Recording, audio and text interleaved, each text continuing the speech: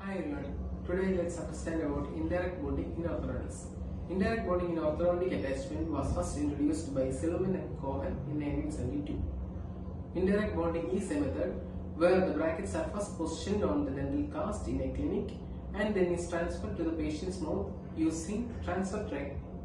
This allows more accurate attachment of the brackets on the teeth.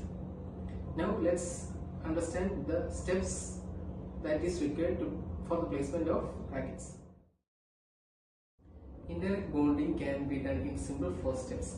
First, take the impression or the digital scan of the patient's mouth and then make a model. The second is to position the brackets on the dental cast in the correct angulation and height. The third step is to fabricate the transfer tray over this model. The last step is done in the clinic. Here, the teeth are etched, adhesives are applied on the teeth, and the tray is seated to place all the brackets all at once. After curing, the tray is removed.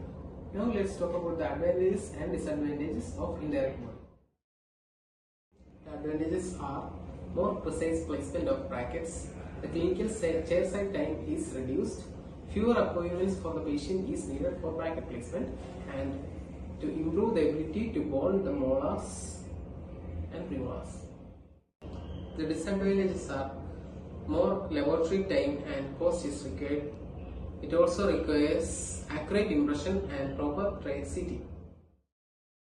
In conclusion, indirect bonding improves the accuracy and efficiency in orthodontic treatment, and with digital advancements, it becomes more widely used.